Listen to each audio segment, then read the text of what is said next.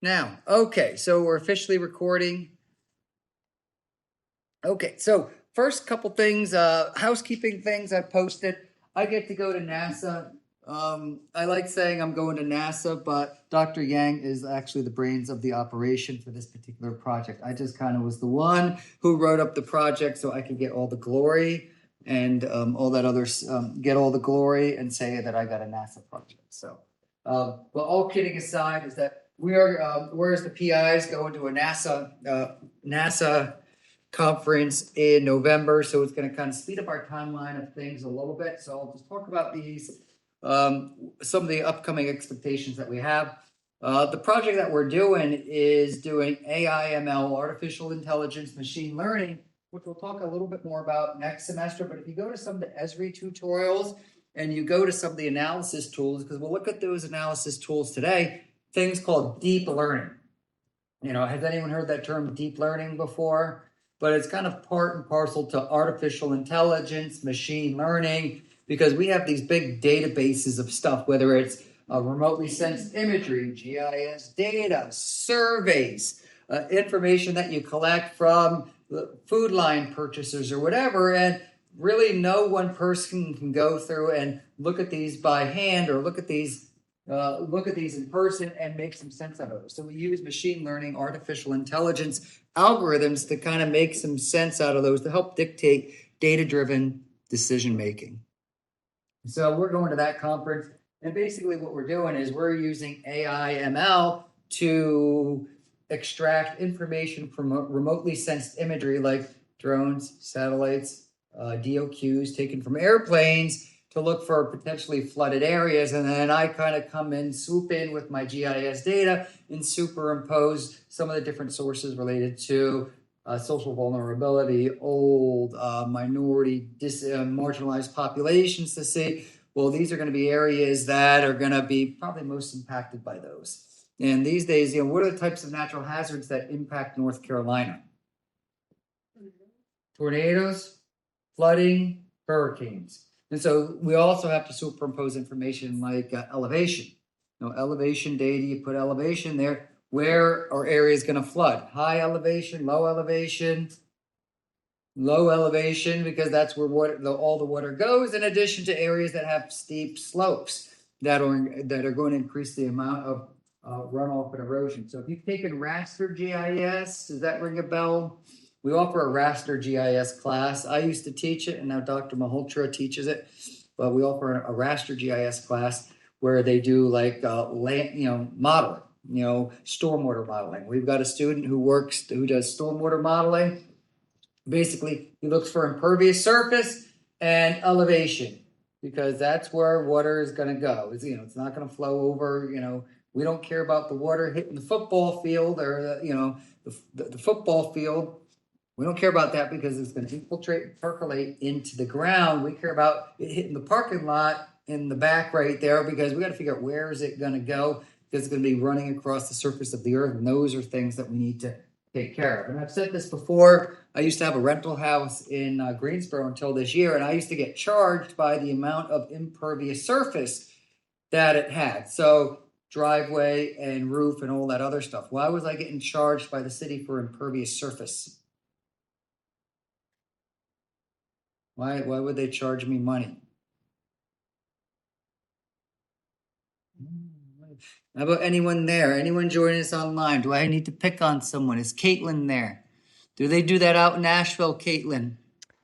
I'm not entirely sure if they do. It would make sense that they would, especially with the newer developments, but I would think they would charge you for it because of developing. They and the urban runoff, how much it contributes to our storm, like our wastewater plants as well. Yes, exactly. Lauren, you had your hand up. Is that what you were going to say, or do you have something else to add? I have something else to add. Where Okay. I am in Maryland, they have a rain tax because we're on the Chesapeake Bay. So Mm-hmm. basically, like as it rains, it's just to, so we can have something to prevent the like water pollution from the runoff. Okay. That's interesting. Yeah. over where I live in Guilford County, we all talk about having like electric vehicles, and why do we have electric vehicles and all that other stuff? So what? You don't pollute the atmosphere. But our county, over in Guilford County, and I'm sure over in Wake County, they started charging you extra for an electric vehicle. Why? Because you're not paying taxes on the gasoline. And so it's kind of like pay me now or pay me later. But I don't want to get too far into that stuff there. But we're going to a NASA conference, so we've got some people like who are interested in doing that stuff. I'm pointing to some grad students or undergrad students because Dr. V and Dr. McGinn and myself have lots of money for that. And, you guys know as well as me, we don't like spending it on all the same people. We kind of want to mix it up for either internships, assistantships, stipend opportunities, or some travel opportunities here. So I'm going to go to this conference. It's in San Jose, California. We'll see what it's all about. But I'm going to kind of move things up a little bit because this week we're going to talk about clustering. Okay, hot spots, cold spots. I'm going to go show some examples of these because a lot of times we just run our spatial joins and we normalize to turn things into rates. Have you ever spatialized or normalized anything? Who did the homework this week? Who's raising their hand there? Oh, good. Benjamin did. Yes. All right. You spatialized and then you normalized, meaning that you ran a spatial join and then you just calculated the rates, because you don't want to run clusters on the number of people who die by county, because all it's going to be is a reflection of the most populous counties. So we'll talk about clustering techniques and all the GIS stuff that we've been talking about, which is pretty rudimentary for those of you who've taken GIS before. Those of you who are learning GIS for the first time in this class, the learning curve is a little bit steeper, but we're doing things we're on some spatial joins, calculate new columns, select by locations. That's kind of all we're doing. And I'm going to talk a little bit about exercise, the last exercise we have. Next week, we're going to talk about predictive analysis and regression. So what factors impact a independent variable? We'll talk about spatial interpolation. That's a big fancy word for just filling in the blanks. A lot of times you see a weather map. How does it know what the temperature is where I am, even though there's no weather sensors right where I'm standing? Like I'm right here and it says the temperature is 72 degrees. How does it know that if I'm not holding something that says it's 72 degrees? Is it because temperatures are the same?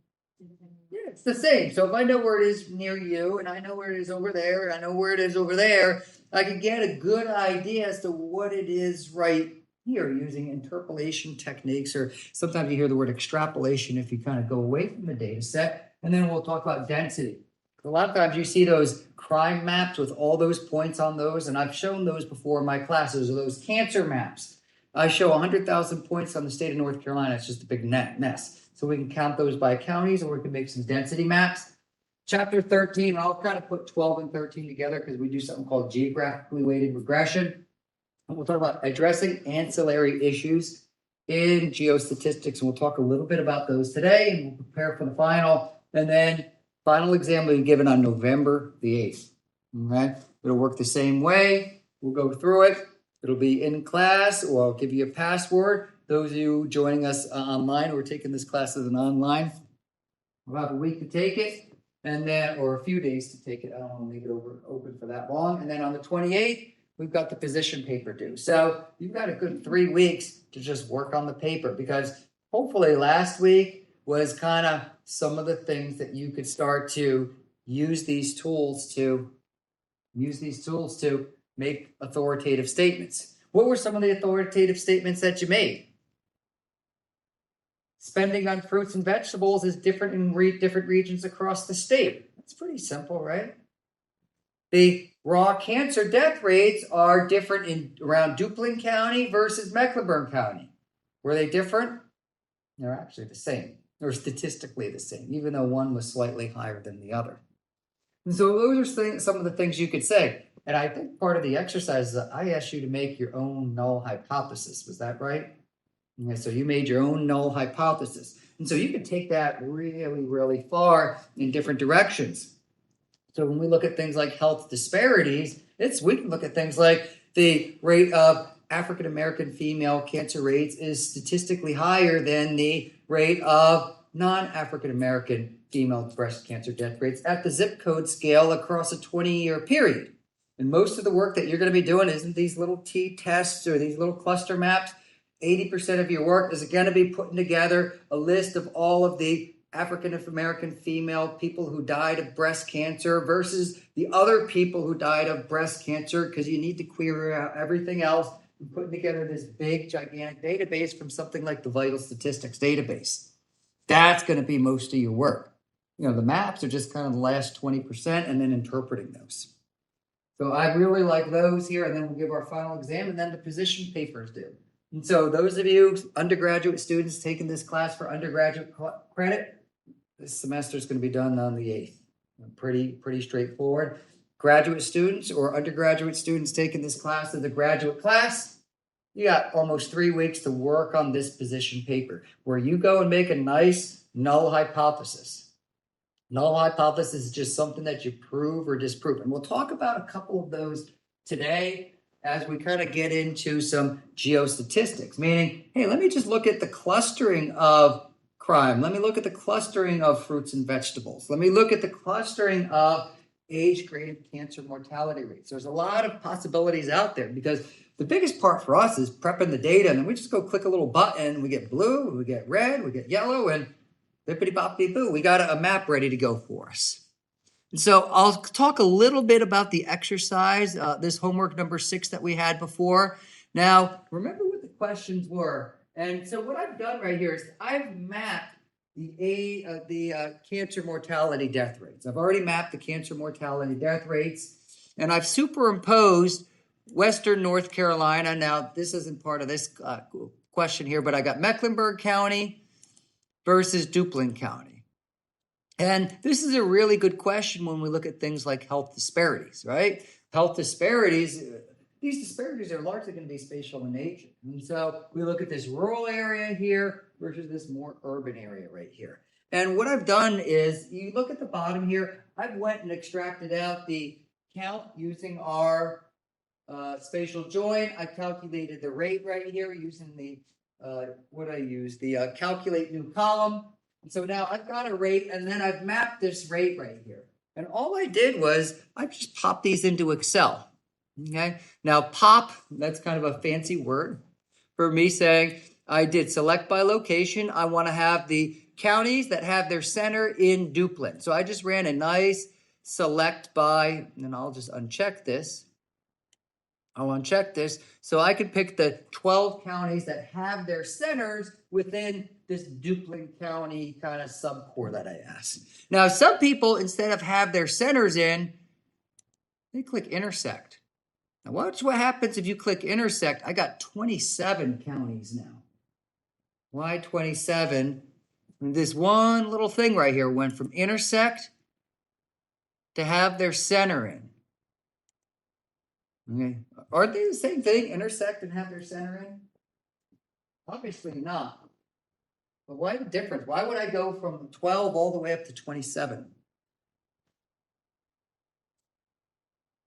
12 up to 27. Intersect. What's the word intersect mean? They cross over.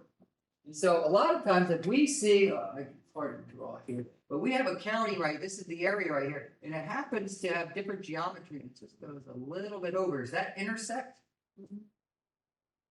So those other 12 counties, that's what's happening right there, meaning the geometry doesn't necessarily line up. Now, are you going to notice that little sliver? Those things are called slivers. You're not going to notice those little slivers. And so I had that. There's other ways that we can express those. And so I ran this 12, and all I did was copy and then pasted it right into Excel. And so now remember, when we do this, all we're doing is comparing these 12 death rates to these 11 death rates. That's all we're doing. Okay. Remember I said before, I'm going to make an assumption. My null hypothesis is that the height of NCCU faculty is the same as the height of NCCU students. And I went and got 12 NCCU faculty, and I got 11 students. So I had slightly different sample sizes. And so these two-tailed t-tests account for those. There's something called degrees of freedom. Those are can be interpreted in the results. But all I'm doing is just seeing if these 12 are equal to these 11. And so I went through and ran my data analysis tool. And so I went to my data. Data analysis. And it's right here, two-tailed t-test assuming equal variances. And really simple right here. So I'm going to pick out this rate right here. Pick up this rate right here. I forget which one was which. But when I run it, I got variable 1 and variable 2. I think variable 1 was the Mecklenburg area, and then variable 2 was the Duplin area. So the Mecklenburg area was about 1097. And these are deaths per 100,000 people. The other one was 1,110. So it's literally like a 1% difference. Okay, 1% difference. Now, it's got variances, it's got observations, your sample sizes, degrees of freedom right here, as you can guess. It's the number of observations plus the number of observations minus 2. I get this t-stat, which is kind of like a z-score. But what I care about is right here, this number right here, okay? The higher the number this is to 1, the more equal they are to each other, okay? So the higher the number, the more equal. Anything below 0.1 means they're different, statistically different. There's things out there, and I mentioned them last week, called tests of equivalence, because we word this really differently depending upon, what school you come from here, or school of thought you come from here. But this kind of reads, there's an 89.9% chance that if we were to grab 11 random numbers, that they would be this close to each other. What that means is they're not statistically different. They're not statistically different at all. Okay? And also, when we have smaller sample sizes, that means our margin of error is a lot bigger. And so we need to get really big differences with these numbers to have any type of significance. If maybe we had 500 versus 500 counties, well, there's only 100 counties in North Carolina, but if we were to do this at the zip code level, we might get something different, but running zip code analysis is going to be ugly. Why? Because zip codes are small. So you might have a 0 or a 1. You might have populations of 50 people. And so you have 1 or 2 deaths. That's going to shoot these numbers up really high. And so sometimes you hear the small number problem or the big number problem or whatever. And so we don't want to deal with those as well. And if you do some real life research or do some problems with these, you'll run into these. Now, I asked another question, and my other question was, hey, go and pick 5 counties within each study area and pick 5 other counties around each study area and compare those. Remember that? And so what I did was I just held the select button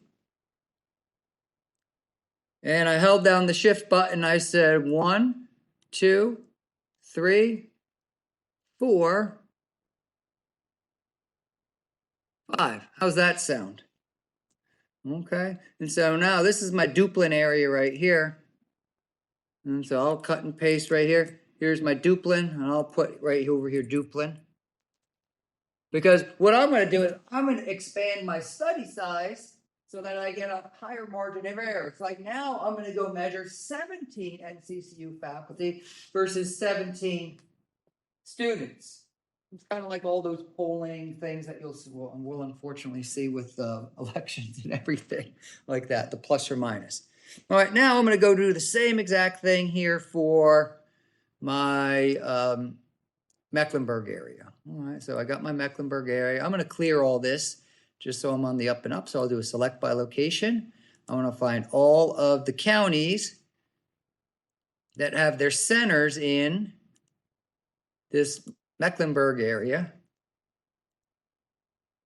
And so I can see 11 of them, and I'll uncheck this thing. And then I'm going to go pick 5 adjoining counties.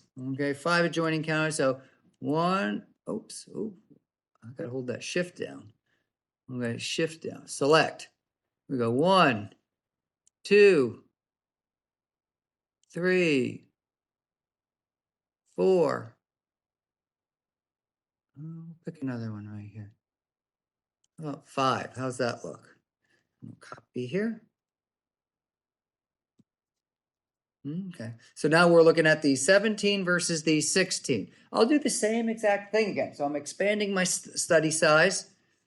And I really want us to think critically and holistically about some of the analysis that we can run. So now we're going to run it on, this is my Mecklenburg area.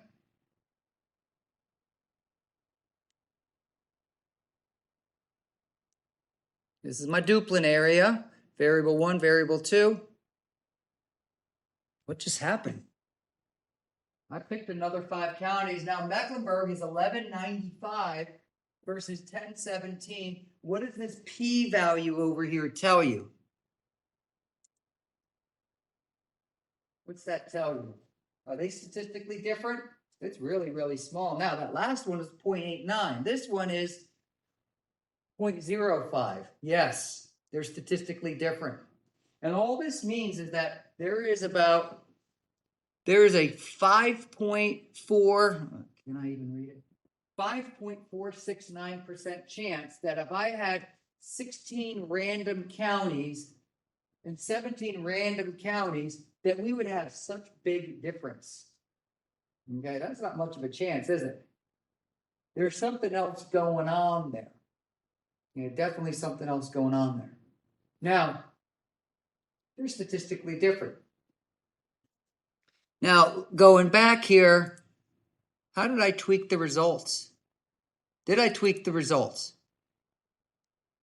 What did I do? What did Mulroney do? What could you do? If you want to help dictate and guide results, because you know what I would do? I'm going to sit here and say, hey, cancer rates around Mecklenburg are actually higher than rural North Carolina. What are you all going to say? What's Alondra going to say? What's Benjamin going to say? What did I do? Did I trick you all?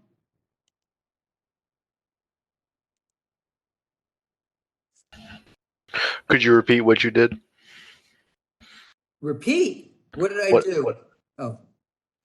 Basically, what I did was, when I said to pick 5 other counties around the Mecklenburg area, I picked 5 adjoining counties that had really high death rates, right? When I picked 5 counties around Duplin County, what did I pick? Really low death rates. You notice I didn't go down here and pick. I didn't go over here and pick. So, we're being kind of sneaky. Yes, you did trick us, I think. Yes. Now, trick isn't the right word. Any of you can say, well, I showed the results here. Okay? And that's why I also wanted to highlight you picking larger sample sizes. You might get statistical differences that might not be as much. But you notice here, I didn't pick the high-value counties. I picked the low-value counties because I followed the directions. Pick 5 adjoining counties. Well, there's 10 adjoining counties here or so. Well, I picked the 5 lowest in one, the 5 highest in another. I did what I said. So this is what we kind of run into. So when you do geostatistics, or you do make some of the assumptions, or you do run some of this cluster analysis, there's lots and lots of room for interpretation with all these things. Last thing we'll mention here is we did a little bit of ANOVA analysis, but we also looked at things at the zip code scale here. So we looked at things at the zip code scale, and if you right mouse click and open your attribute table, there's lots of opportunities here for research for the position paper. We've got 763 zip codes. I've got total population, that's all right. Median income, poverty rate, percent minority, the registered Democrats, registered Republicans, registered unaffiliates. So if you want to do something with kind of political affiliation, Dr. McGinn and I went through like 7 million voting records, and we calculated by zip code the percentage of unaffiliated versus Republican versus Democrat. In theory, most of these should add up to about 100, even though you've got like Green Party and other registered parties here. The median age, the spending on fruits and vegetables, and COVID rates here. So these are some things that we can go and do some clustering with today, the zip code scale, because we like stuff at the zip code scale better than the county scale because it's a better scale. But once we start counting cancer deaths, and we get small population counties like 1169, and you have 10 deaths here, what's that going to do to the rate? Shoot it up. And those are some of the things that we dealt with the PhD student. What was it? Our recent PhD student that we Elaine that we had, where we were calculating rates that had 2 deaths. It only had a population of 10. 20% of the people are dying of breast. No, that isn't the case. Okay. And so we get rid of some of these things right here. But what we did right here is we did the same exact thing with the ANOVA. We did Mecklenburg County, Duplin County, and we made some assumptions. Now, when we run ANOVA, our null hypothesis is that the spending on fruits and vegetables is the same in the coastal plain as it is the Piedmont, as it is the mountains. Okay, so I asked you to write what is your null hypothesis. Okay, your null hypothesis is pretty simple. African American breast cancer death rates are equal to non-African American breast cancer death rates. We can prove that spatially, we can prove that aspatially. And there's lots of techniques out there that we can do both spatial analysis and aspatial analysis to focus on this. And today we're going to focus a little more on the spatial analysis. Well, we can look at where they're different. Okay, because we're going to talk about the word high today. High and low. Okay, what's high and low mean? And so we'll talk about what high and low means, because I got some little formulas kind of popped up here that we're going to just kind of work our way through. And so once again, we're going to just run a quick little ANOVA right here. I think the assumption that we were looking at was like spending on fruits and vegetables is the same across different regions. We'll run that really quickly, because the big thing we need to do is how do we go and prepare data? We're really just running a quick little spatial analysis right here. And so I can do some sort of select by location. Select by location. So I want to find zip codes that intersect with what? Western North Carolina. Do I want to do intersect or have their center in? Do you care? Does it matter? Do I care? I don't necessarily care. Okay. Me, I might want to do intersect right here just because I get a little bit higher sample size. Because higher sample sizes mean, smaller margins of error, but that's fine. When I was working with Alondra in that other group today, we were kind of stuck on the whole, have their center in. So we got 66 versus 72. Does it really matter? Not really. But we run this ANOVA analysis. So I'm going to copy this here. The main thing is that you need to maintain consistency. So if you do everything has their center in, everything has their center in, everything has their center in, you'll be set here. And so what we're looking at here is, all right, this is for Western North Carolina. These are all 66. So I'll right mouse click, do a rename. I'll call this the West. And you can prepare this data for your position paper. If you want to go and run some things here, you want to get your cancer death rates, you want to look at poverty, you want to look at political affiliation. Who did all the heavy lifting for you? Me, I did. Okay. And so I did all the data prep here. It's going to be your job to go through and interpret this thing. Okay. But I've got another one here for homework 6. Instead of Western North Carolina, I've got Mecklenburg County. You notice how easy I'm just kind of going through and running this? I've been doing this for a while, so it probably wasn't as easy for you here. But I've got 113 that I can just copy and paste right into here. Boom. And so this is for the Piedmont. What am I talking about when I say Piedmont?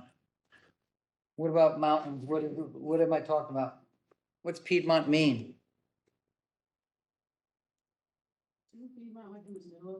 Exactly, it's the middle. North Carolina has three physiographic regions. So it's got the coastal plain, kind of east of 95. It's got the Piedmont between the mountains and the coastal plain, and then we got the mountains here. So I was looking at 3 distinct regions. And then once again, here we got our Duplin, and so we've got 97. Oops, I'm going to copy these.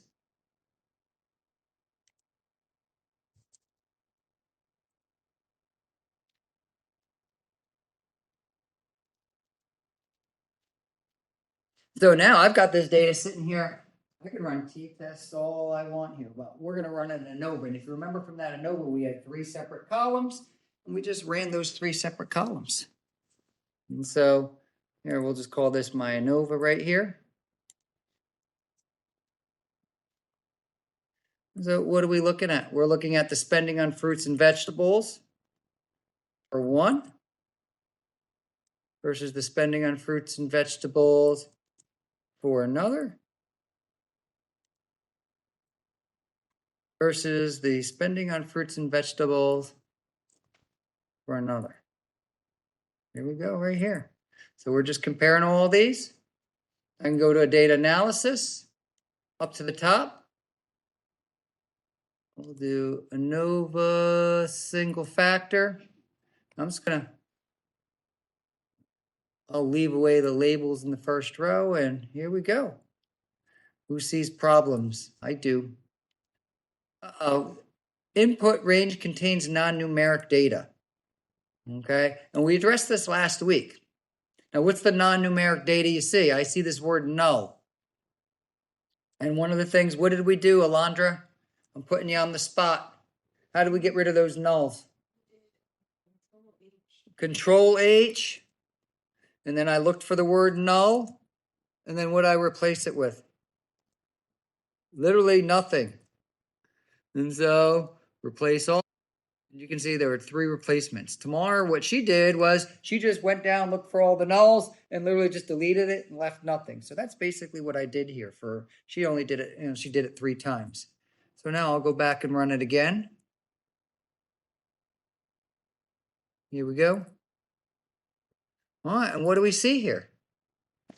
Okay, what do we see? We see 843 versus 935 versus 698. And now you notice also is that we had 66 before, but now we have 65 values. So it recognizes that null. That null is recognized, so it doesn't calculate it. But for one region, we've got 843, 935, 698. We get a p-value here of 9.23 times 10 to the negative 11th. That's a really, really, really low p-value. That means there's like a 1 in 10 billion chance that I have 3 sets of data, they end up like that. Does that mean they're statistically different? You bet they are. Okay. And so when we run an ANOVA, and more particularly, we can see that in the coastal plain, it's a lot less than it is in the Piedmont, and it's a little bit more than in the mountains.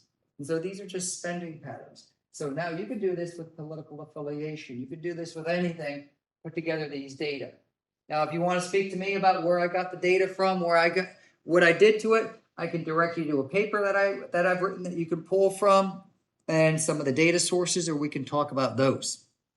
But these will be kind of some of the expectations that we have for the paper. Now, we're going to add another dimension on today where that, hey, I want to extract all hot spots of breast cancer mortality rate versus the cold spots of breast cancer mortality rate to see if those areas are statistically different. Because what did we do today?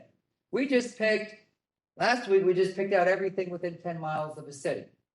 We picked out what else? Anything near Duplin County plus all the other counties that I picked.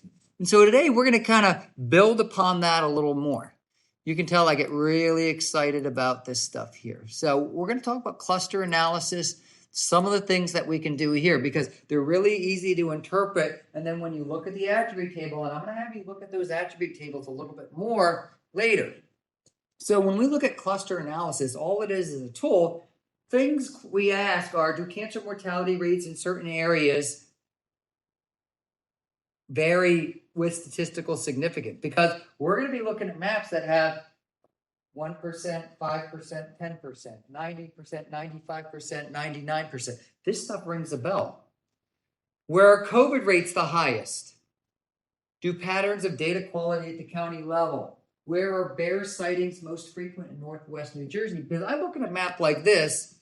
This is the 2020 election, and this is by mail voting patterns. Okay, this is all it is, by mail voting patterns. And we can see the zip codes where people mail in their ballot versus not mail in their ballot. Show up at the polling place before or actually on election day. This is the stuff that Dr. McGann is really interested in. But all this is just a map here. I can make a cluster of this map, and now we can see where these clusters are really hot. If this was a random phenomena, this whole map would be yellow. And I think we've started to learn that there's no such thing as randomness. There's not stochastic phenomena, whether we're looking at ADHD or SIDS or birth defects or suicide, things that you would think are random, but they're not. And I think it's really humbling to me and very introspective to kind of look at these maps and see how we can kind of make out some spatial patterns attached to these. And so now we can look at the why behind why does the research triangle have such high rates of people mailing in their ballot? You would think this is an individual choice that's going to be independent of all the other people around them. And I think it really elucidates some patterns, that blend into psychology and public health and other things that we don't really realize we're doing. All right, other thing we got.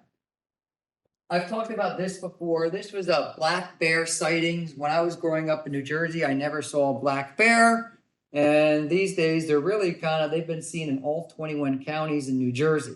And so they have yearly bear hunts to kind of look at those. There was actually a fatal bear attack in about 2016 or so. And I thought this was kind of interesting. And you can see we're looking at this area in northwestern New Jersey. And then in New Jersey, right here, you can see subdivisions of counties. They're called townships, towns, and boroughs. And so this is the map that was created by the New Jersey Department of Fish and Wildlife. But these are really off. Why? Because you have different sizes and shapes of counties. And so we addressed that using that quadrant analysis.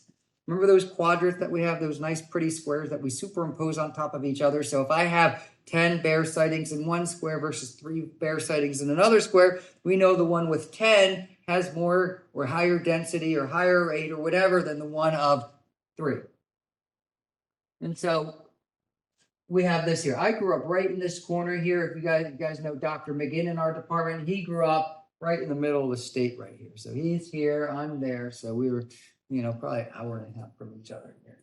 And so the New Jersey Department of Fish and Wildlife, they provided the bear sightings, called Category 1 bear sightings, which were threat to life and property. But when we superimpose these on a map, they're just a bunch of dots. And eventually we have 4,000 dots. It just looks like ugly.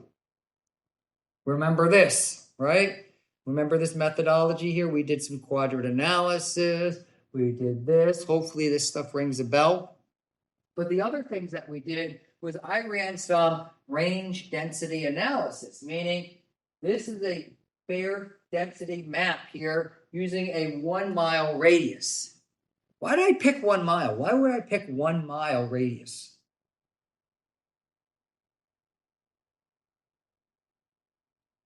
Any ideas? The average size, the average kind of area that a bear covers is about 3 square miles. It doesn't walk like 20 miles in a day. It kind of sticks around to the same place, and it's about 3 square miles. So if I had a circle that had a radius of 1 mile, what's the area of a circle that has a radius of 1 mile? I'm looking right at Alondra right there. She's like, what's that formula again? What's the area of a circle? Pi r squared, right? Remember that stuff? Just not. That's okay. Yeah. What's pi? 3.14. So 1 squared times pi is about 3 miles right there. And so I created this bear density map. What I did was I kind of grouped them by these quadrants. Remember these quadrants right here? And made this nice pretty map right here. Okay. And so I kind of created this bear density map right here because each of these squares is the same size, right? So I can't say it's unfair for these red areas because they are bigger, smaller. They're all the same size, all the same size. Now, remember all these formulas here? Oh, yuck. Okay, we're not going to talk about these too much here. I'm going to have an example right here of a formula that we'll think about. But what we're going to look at today are things called global versus locals. indicators of spatial autocorrelation. Now, we've already talked about nearest neighbor analysis where we had, hey, these data are clustered, these data aren't. And so we have something called GETIS-OR to delineate hot spots and cold spots with statistical significance. I've got all these nasty formulas right here. And so what I can look at here, some of the hot spots and some of the cold spots of bear sightings in northwestern New Jersey. And eventually what I did was I started to kind of associate those with other measures or whatever here. This is over here. This area over here is the Delaware Water Gap. So if anyone's familiar with that, this is actually New Jersey and Pennsylvania next to each other. And then this is the Delaware River, which separates New Jersey from Pennsylvania and eventually New Jersey with Delaware for a little bit. But you can see this mountain here has been cut by the Delaware River. And so we hear about wind gaps. This is a water gap. So we're going to talk about mainly polygonal analysis today. So when we look at data agglomerated within each enumeration unit, we've already talked about a couple of enumeration units today. We had counties, we got zip codes, we got census tracts, we got block groups. Some of those have benefits, others of those don't. We're going to talk about a global metric and a couple of local metrics. Who remembers what a global metric is? Who can I pick on here? Not pick on, but who's paying attention? Tamar, do you remember what a global was? Uh-oh. She paying attention? No, I don't remember. Okay, that's okay. I'm paying attention though. Okay, good. That's all that counts. Well, a global describes the entire data set. Local is going to describe individual features. So things like mean, median, mode are global. They describe the entire data set. Local describes the individual county. Things like z-scores. Okay, I have a z-score. The z-score for one county is going to be different than the z-score for another county, which is going to be different than the z-score for another county.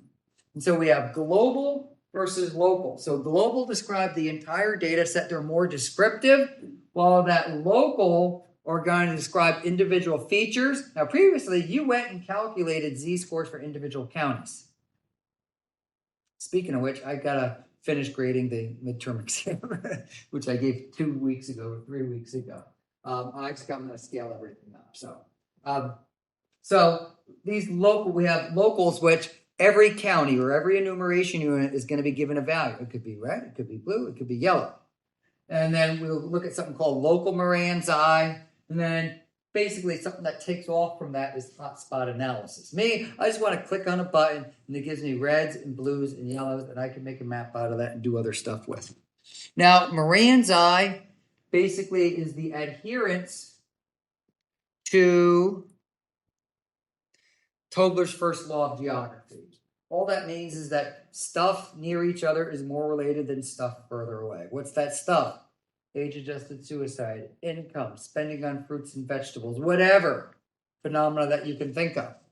And so when we run this Moran's eye, it just tells us that things are clustered, things are scattered, or things are dispersed versus things that are random, phenomena that are random. And somewhere in the middle here is that checkerboard pattern that geographers really we start to twitch over. We don't want to look at random stuff, because that means we don't have a use here. There should be a reason why suicide rates are clustered in the western part of North Carolina. We'll let the psychologists or public health professionals or whatever kind of explore those. So remember, we did that nearest neighbor index where we had dispersed versus random versus clustered.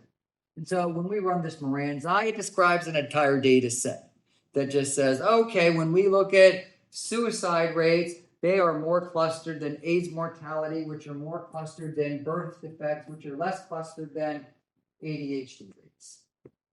That's okay. It doesn't do too much for me. So when we run this Moran's eye, it's basically the most common measure of spatial autocorrelation. This is just a big fancy way of saying stuff near each other is more related than stuff further away. So in this zip code right here, the income of this zip code is probably going to be close to the income of zip codes around us compared to stuff further away. But we're going to look at things called spatial outliers. And the local Moran's eye, to me, is a great tool to do that, where that we've got the Geostats Class that teases out the hot spots. We use points or polygons. We're going to do it as we exercise in a couple of weeks that it's going to focus a little bit more on the Chesapeake Bay. We heard someone talk about the Chesapeake Bay. We're going to look at water quality measures for the Chesapeake Bay. And then we have things like join count statistics. We know how to run those spatial joins. We could use it for continuous data. And it just goes on a continuum from negative spatial correlation to no spatial correlation to positive spatial correlation. Now, I don't want to look at numbers like -1, 0, +1. And so what I'm going to do is we just convert them to like pictures on a map, literally. We got pinks, we got blues, we got a little legend right there. What does this legend tell you?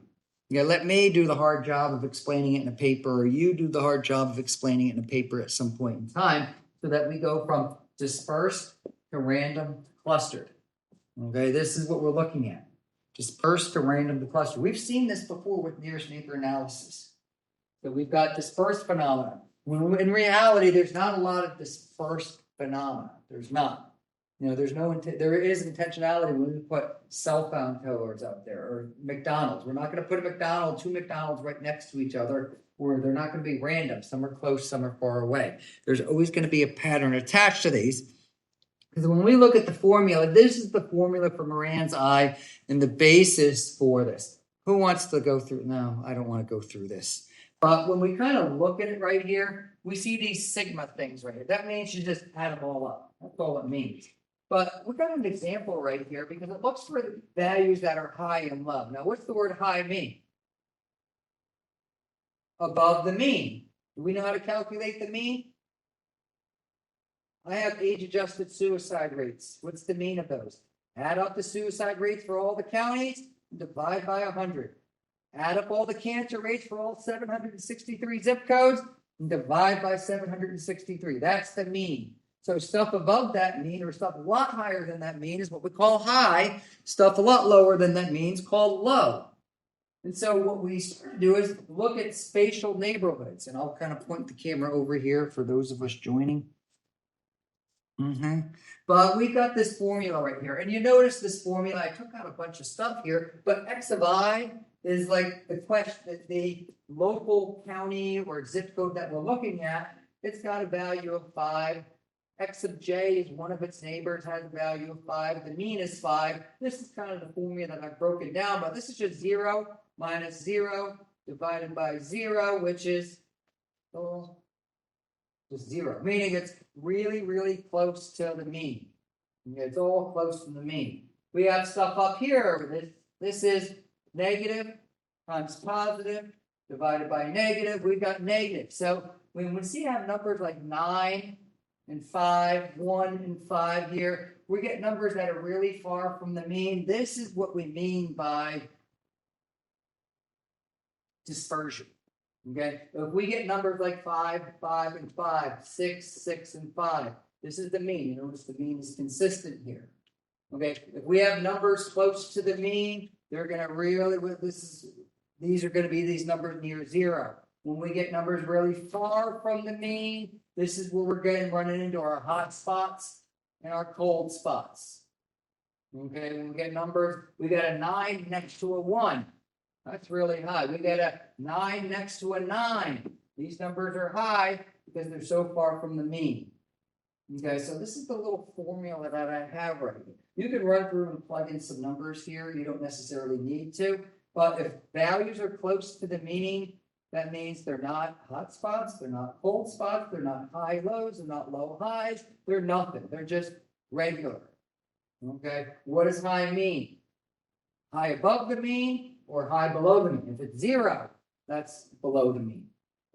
And so we've got that kind of formula right there. Because this serves as the basis. This largely serves as the basis for our Moran's eye, and then our local Moran's eye, and then our Geostats org. Because when we look at something like this here, this is just a map of I don't even know what. But when we run it, this is the global Moran's eye. You can see it's got a p-value of 0.56, which tells us that it's largely random. So whatever phenomenon we're looking at here is largely random. largely checkerboard. Okay, because when we color in this map, who determines these colors? Who makes this? Who decided this is going to be yellow, this is going to be red, and these are going to be the divisions? Who decides that? Yeah. But who makes the divisions? This might be 0 to 5, 5 to 10, 10 to 100. Who decided on those divisions? Me. So I decide on how it looks. The data helps dictate, but I can do equal interval, equal interval, quantile, or whatever. And so when we look at these actual maps, we're looking at a reflection of what the person actually did, where that we start looking at these formulas, we're looking at the data. We don't care what color these things are showing us. And so when we run these global Moran's I, these are good. Now we got an example here. This is local Moran's I. The one thing, what I like about this is that it highlights high, low, close clusters and low, high clusters. Because I talk about this big fancy word called spatial autocorrelation. But there's going to be reasons or seasons where there's going to be lows surrounded by highs and highs surrounded by lows for reasons that are going to be very intentional in nature.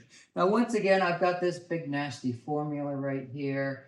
I don't want us to worry about this. If you really wanted to, I got this really, really good book that talks about this, that's posted in this. This is kind of like my Bible to geostatistics. And I've also posted this in the, in the modules as well, chapter by chapter. So we don't care about this because at the end of the day, we convert all this stuff to a p-value. We talk about t-stats and z-scores and everything else. But I look at p-values here. We got z-scores. We know what a good z-score looks like, a bad z-score looks like, and all those other things. And so we've got our different Misas right here. I don't worry too much about these. These weights mean what is it weighted? We're going to start talking about things like what's a neighborhood? All those other big questions here. So this is all the math that's running on in the background. Yep, let's not worry about this. But this is the raw data. This might be literacy rates. And so now we can look at low, meaning these are lows surrounded by lows with statistical significance. What are some other things that we can look at? Illiteracy rates here. Now these are some illiteracy rates. So now we can look at a high. High illiteracy surrounded by other high illiteracy. Low surrounded by low. Low surrounded by high. High surrounded by low. These things are ones that I don't care about with local Moran's I because we've got the Geddes board that does this, which we'll show in a second. But I like looking at these spatial outliers. Here's a low surrounded by a high. Now, what's the word surrounded by mean? Around. Does it touch it? Or is it a buffer? Or what? Does it touch it? What's that? Maybe. Who decides that? You all do. Because we look at the state of Washington or Alaska. How many neighbors does Alaska have? How many neighbors? How many state neighbors does Alaska have? None. 0. How many does Maine have? 1. And so if it's based on its neighbor, you're only based on one value. Where a state like, Missouri or Tennessee, one of those states bordered by 8 different states. So that's got 8 states. So we can talk about the definition of neighbor as well. Near, all that other good stuff. Just like the word high, we can dictate near, which is going to be very quantitative in nature. Now, this is a map that we'll be looking at later today. This is age-graded cancer mortality rates, or age-graded death rates, I think it was. This isn't cancer, this is heart disease.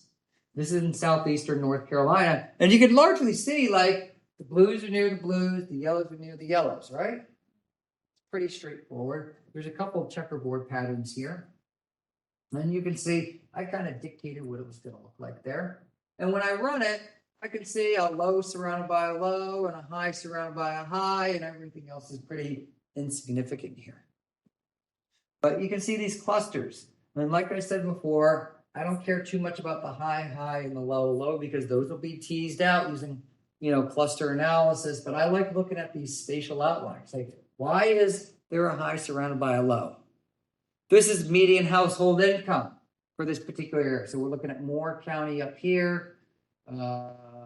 Cumberland County over here, Columbus, Duplin, and Robeson County here. So this is income. This is data sitting, you already got this data sitting there in exercise 6.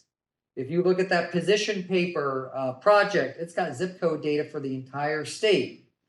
If you look at exercise 6, you've already got income, minority, all these other things here, probably about 6 or 8, Republican, Democrat. You can make assumptions like, hey, Republicans make less money than Democrats in rural areas or urban areas. You all have the means to do that. Now, when I run this, all right, cool, low surrounded by low, high surrounded by high, but now I've got a low surrounded by a high. So this little one right here, what's going on in this zip code that's surrounded by so many other high income areas? Might be a small number problem, who knows?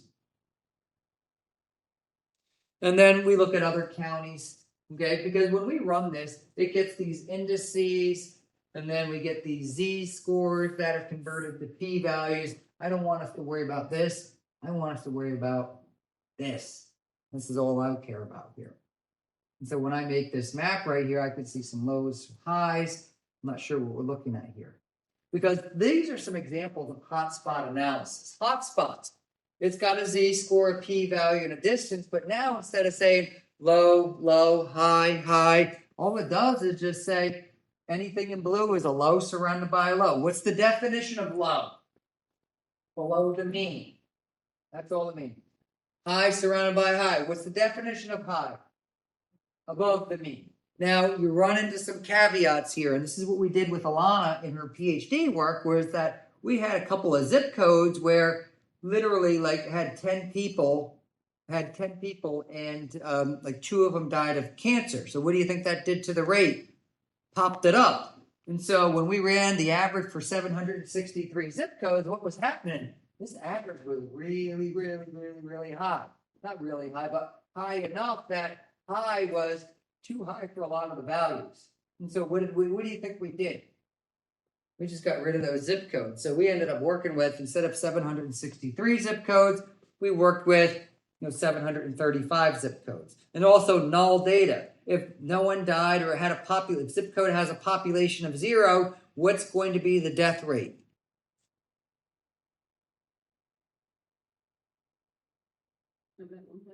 Yes. If a zip code has no population, what will the death rate be? 0, exactly. This would be 0. So should that also be counted contributing to low because it doesn't have anyone? And so if I say it's got a 0, is it healthy or is it just no people? And so those are some of the things you all need to think about when you run these things. And these are kind of bigger projects. You work for the county health department or things like that. Those will be the big questions you ask. Now, one of the examples I ran here was that I ran hotspot analysis for Part 1 crimes. Part 1 crimes are violent crimes that include like homicide, rape, assault, armed robberies, things against people and property. And so one of the things we did, you notice the shape of North Carolina changed between, this is Winston-Salem between 2005 and 2007. So the shape changed. And so I don't have crime for over here because it was collected by a different agency using different methods, techniques, and all that other stuff with different attributes. And so basically what we tried to do is, how did crime rates change between 2005 and 2007 when this annexation happened? And what we did was, we just ran some hotspot analysis and saw that the hotspot of crime actually moved from kind of more north of the city, moved a little further south. So those are some of the things that you can do. This isn't a very fun map, but I mapped horizontal accuracy, data quality. How fun is that? Mapping data quality. So when you go and map cancer death rates, how do you know the data is correct or are correct? You don't. So geeks like me, we kind of go through and go back and check all the roads data to make sure they're correct. Like, was that person really 81 years old when they died? Okay, we can go and check all that using secondary records and all that other good stuff. Okay, so but we can map data quality here. High surrounded by high, feet, horizontal accuracy. Here's another one: prison reentrance. Okay, these are prison reentrants by census block group, census block groups. Okay, and so we had did a project over at Winston-Salem State where we had prison reentrants and we geocoded them, meaning we have the address and we put them on a map. Have you ever done that before? You have the address of something and you put it onto a map. Have you ever typed in an address and it shows up on a map? We do this all the time. Now, have you ever done it 10,000 times in one sitting? A little harder. That's something called geocoding. And so I did geocode it just like we did with our cancer deaths. I counted them by block group and just normalized by population. So I got a map that looks like this. Here we go. So we have our prison reentrants right here. Even though you see it moves a little high up here, but this high might be these 18s as opposed to the 130s. So now these are high values surrounded by high values with statistical significance. Low values surrounded by low values with statistical significance. Now, what is the threshold that we talked about before? What's a good p-value? 0.1, which is 90%, right? So this is 90% in one direction, 90% in another direction. So you would expect there to be a lot of yellows because most of the yellows are just going to be the situations somewhere in the middle, where it's 5 and 7 and 5, or 3 and 2 and 5, not these extremes that we look at. The word surrounded by, and we're going to go through and revisit that again as to what the word surrounded by means. It means it's around or near or close to or whatever, neighbor. These days we talk a lot about what the word community means. Community, to me, something community is definitely spatial in nature. Okay, but that's another thing. Now, this is the big nasty equation for all this stuff here. We don't worry too much about this here, but you see the I's and the J's, and we're doing some subtraction right there. So we are looking for the differences between these. And all again, this OR does is that it pulls, hey, if it's high above 0 or below 0, and so that we can say this is a hot spot with 99% confidence. Remember that P equals 0.01, 0.05, 0.1. Here's another 0.1. 0.05, 0.99, but in the other direction. And so a lot of us like to just on these maps, this is COVID incidence rates as of March the 28th, 2020. What does it mean if there's no cold spots? I'm asking a big question here. No cold spots. Because you can see, in theory, you look at these, there should be the same number of blues, should be the same number of reds, right? In theory, if it's kind of evenly distributed. What does it mean? It means that's a good answer. But it probably means that COVID rates, high death rates, or more spatially distributed than below average. There might, because this county might be really, really, really low. Does that mean it's part of a cold spot? No, it needs to be surrounded by other ones. And so this one might be high, this one might be high, this one might be high. These might be low, but this one's high because it's surrounded by other highs. Okay, and so we kind of get rid of those spatial outliers that we talked about before, the high, low, the low, highs. Because I do like those. Those have value. Here's another map here. This is clustering at the county level as of 1/31/2021. So about a year, about 10, 11 months after COVID started here at the county level. Well, this is neat here. County level. There's about 3,000 of these counties, but we can see what these look like. Because not all the counties are going to be red or blue. We're going to have a lot of yellows here because they're somewhere in the middle. They're somewhere close to average. Okay. In order for us to have average, it means we got to have, they're not all going to be really high or really low. There's going to be some in the middle there. Just like our football. I use this football example. Not every team is going to win either 1 or 16. You're going to have some teams in the middle. Most of them are going to be in the middle. That's what these yellows represent. But these are spatial relationships here. Can we explain why these are? I don't know. Things in plays, mask policies, all this other stuff. I thought it was really interesting. These up here, especially in October, especially in January. And so I don't know. I think it's winter. A lot of people are inside. And so if you're inside during the winter when it's really cold and you happen to get COVID, guess who's getting COVID? Everyone else in your house is getting COVID. That's my guess. All right. I don't know. We got people who work in healthcare. We got people, I don't know. That's my guess. Okay. Why are these other things low? I don't know. Okay. But I thought this was kind of interesting here. Okay. This is food deserts here. I don't talk too much about the food deserts, but this is, I think these are COVID rates here as of January of 2021. And previously, when we did our research, most of the COVID rates were over here, and they slowly moved over to north and west Raleigh, which Charlotte, which I thought was really interesting. Why? Why do they move from kind of over here to over here? And they made a kind of a big J right around Fort Bragg or Fort Liberty because I bet you Fort Liberty probably had a real big lockdown on that. So everyone around it had it. Here's another one, COVID hotspots here in June of 2020. And so you can see what it was in 2020, what it looked like in 2021. These are highs surrounded by highs, lows surrounded by lows. And I really we just click a little button and run it. And you got to make sure you're running the right stuff. So we go to a little drop down and we run it, make sure it's the right stuff. Other things that I did start to look at, things like emerging hotspots and emerging cold spots, where we look at things called change detection analysis. Remember that big fancy word from a long time ago? What was before, what is now. And so you can see these areas in pink right here. This is between July 6th and September 30th, where we have emerging hotspots. And this is in 2020, around the time of the general election. And so these areas in red, they were yellow, and now they're a hot spot, either at 90, 95, or 99%.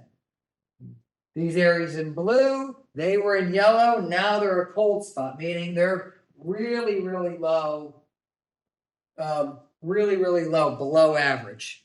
And then we have these pinks here, they were a hot spot before, they're a hot spot again. And these areas in blue, they're a cold spot before, they're a cold spot again. And so we can start to see where some of these emerging hot spots and cold spots are, because it's really difficult to go from a hot spot at one time to a cold spot at another time, because you're going to all the other way to the other side of the normal distribution curve. Just kind of envision it that way. You're going from one side of the 95% all the way to the other side of the 99%, or 90, 95, 99%. Because in addition to you being really, really hot or really, really cold, all your neighbors need to actually change too, on one side of low or high, or one side of the mean, all the way to the other side of the mean. Yeah. So we see some other things here. This is the percentage of mail-in ballots. We can look for the changes in hot spots and cold spots. So I'm just talking about different kind of variations, because what we've done with things like breast cancer mortality or income or race or whatever is that, hey, instead of me grouping out the suburban or the rural or the urban like we did last week, typically sometimes what I do is I group things into fifths, top fifth, low fifth. Hey, let me look at the death rates for everything in red, or let me look at the income for everything in red versus everything in blue. You can do that. You did it last week. You just picked them out by Western North Carolina versus Piedmont versus Duplin. We did it the last week as well, where we just said, let me find all the zip codes within 20 miles or whatever James told us. James told us 15 miles of a city. So we picked those out spatially. Now we'll pick them out spatially based on their relationship to a hot spot or cold spot. And then we can look at some of these changes here. And so this is percent mail-in ballots. Okay, mail-in ballots. If there's a lot of yellow here, what does that tell you? Making us think here. A lot of yellow. If there's not a lot of hot spots and cold spots, what does it tell us about the phenomenon? What would it tell you? There's no data, or most of the data are either close to the average or there's not a lot. There's a lot more randomness, or what the word is stochasticity. That's a new word, meaning randomness. But there's a lot more randomness with the data because hey, in order for me to be a hotspot, you got to be high, you got to be high, you got to be high, you got to be high. Everyone's got to be above average for you to be a hotspot. So if you're high and you're low and you're high and you're high and you're low, or you're just close to average, you're not a hotspot. And so all the things have to fall into place in order for it to be a hotspot. So here we don't see a lot of hotspots right there. I think these data are going to be a little more random in nature. These are some of the things that we did with a student. He graduated last year, where we're looking at pre-COVID death, pre-COVID crime rates versus COVID crime rates. We're looking at just an area in Durham for March, April, May 2019 versus March, April, May for 2020. And I think I've shown variations of this before. So we had total number of crimes, total number of geocoded crimes, total number of crimes in Durham, study area. I'll show you the maps because, to be honest with you, this is what we want to look at here. So these are the Durham crime rates in 2019 versus 2020. Now, you know what we did to prove or disprove our null hypothesis? All we did was we just ran a two-tailed t-test of all of these rates versus a two-tailed t-test of all of these rates to look to see if they were statistically different. And they were about 0.1, 0.12, so they're almost statistically different, which meaning that crime rates went down. You notice this is 383, this one's 275, that one's a bit of an anomaly, but if you were to look at these, you would see these numbers are totally different. But these actually went down between 2019 and 2020. So you can see the 383 to the 275. So you can see this highest class went down. So, but what we're looking at here, well, that's all good and well. Crime rates went down. That's good for you. But the other thing that we did was we looked for difference in the hot spots and the cold spots as well. How did the hot spots and the cold spots change as well? And so now here are your hot spots for 2019. Here are your hot spots for 2020. And so all it is just based on the values, because I went and made these colors. He colored those in. He had one of mine. But we went and colored those in ourselves. So how do these hot spots change? They largely didn't change. It's okay. But you can see in 2019, we had 20 hot spots versus 21 hot spots in 2020, where the number of cold spots went up slightly. The decreased number of cold spots, all that tells me is that there wasn't a lot of low crime surrounded by low crime. Low was a little bit more of a checkerboard pattern as opposed to the high, which was largely concentrated. Now, getting back to some of the things that Alondra, was asking about, well, what's the word neighbor mean? Because I just, I'm just this nice old block group right here, and I'm calculating my little Lisa, my local indicator for spatial autocorrelation. So are you going to be yellow, are you going to be red, or are you going to be blue?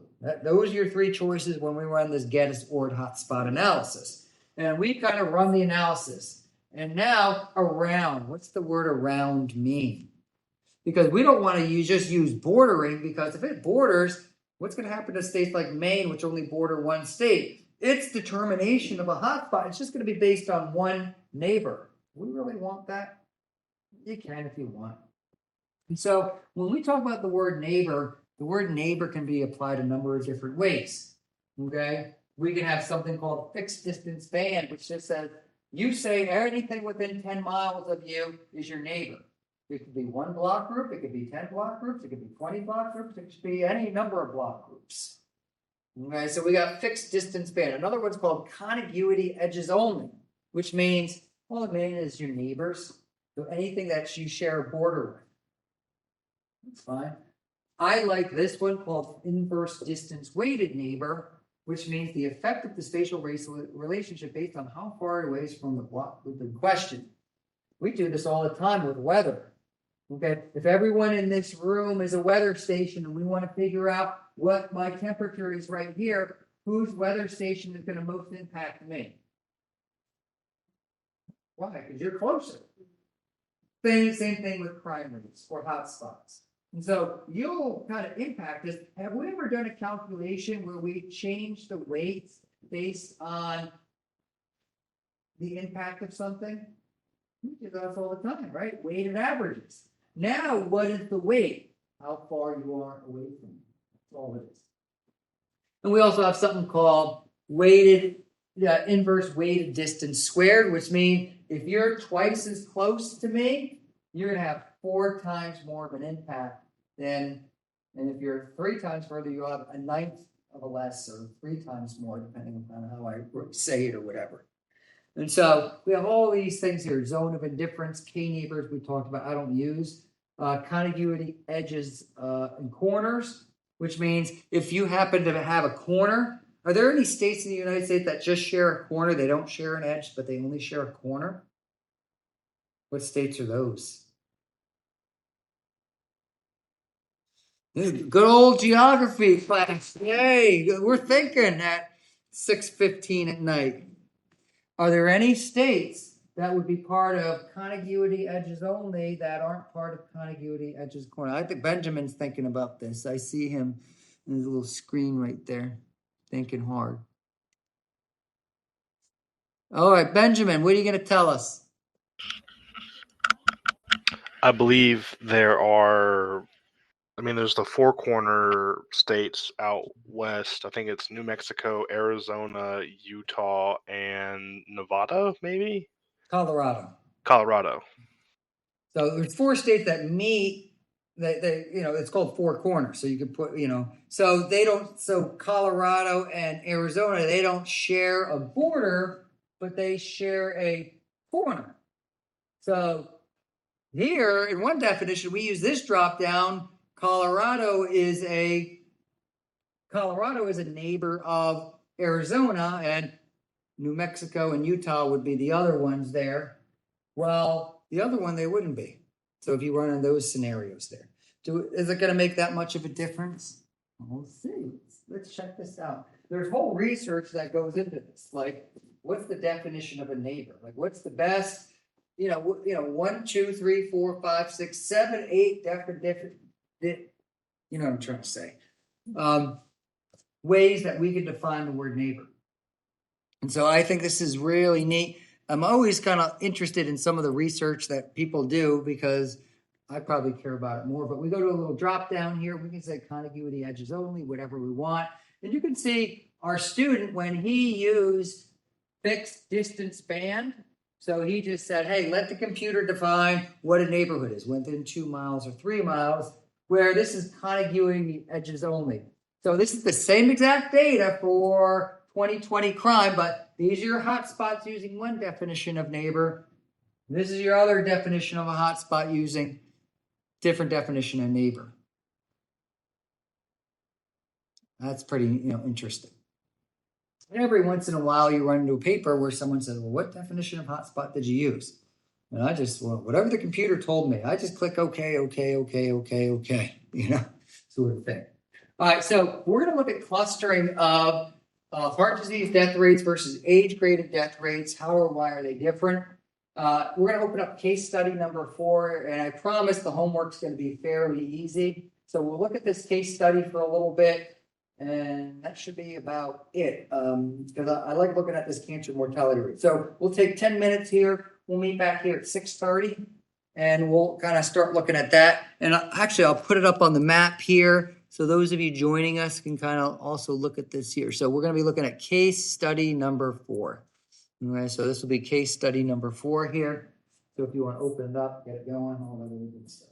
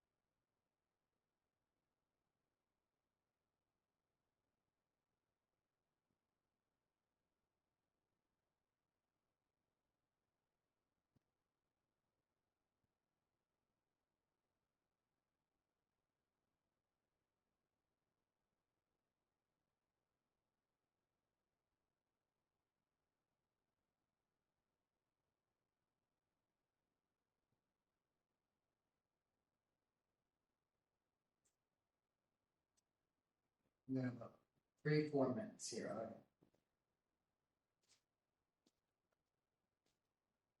Run something back.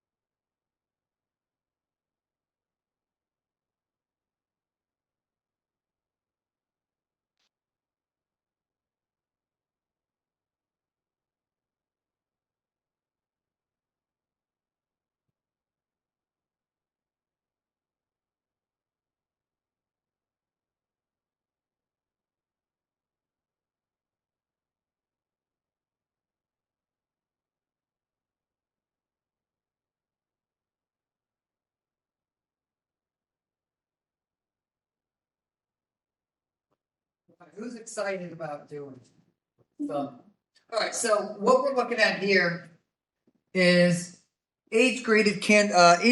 I believe this is death, heart disease, mortality rates here, and this was uh,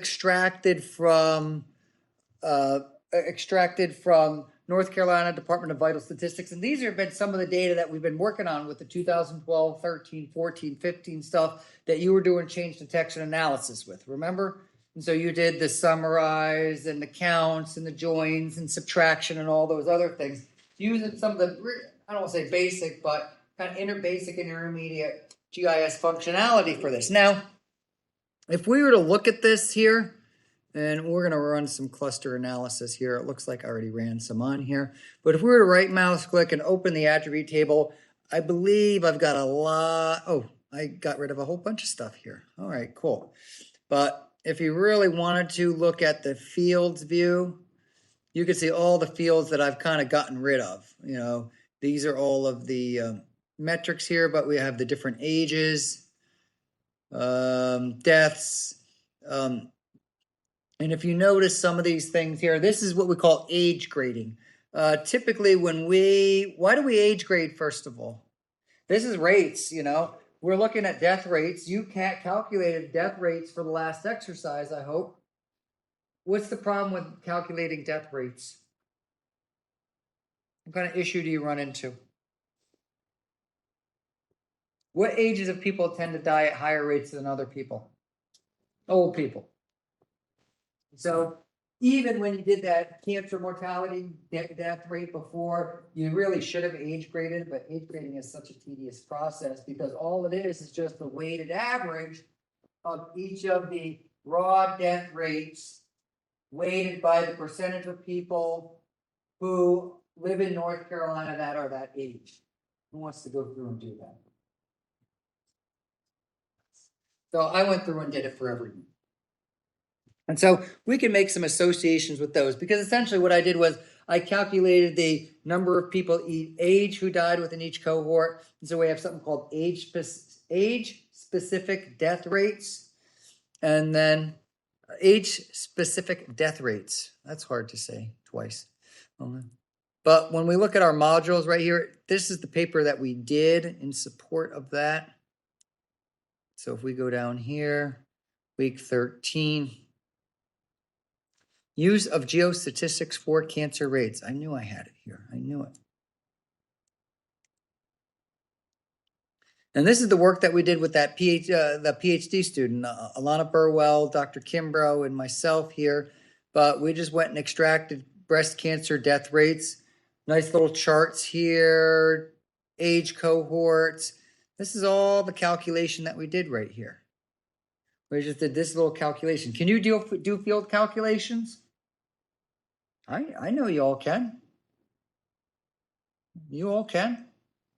Okay. This one's a little more difficult because I have to extract them, but that's fine. But look what we made. Look at these cool maps we made. We made this map. There it is.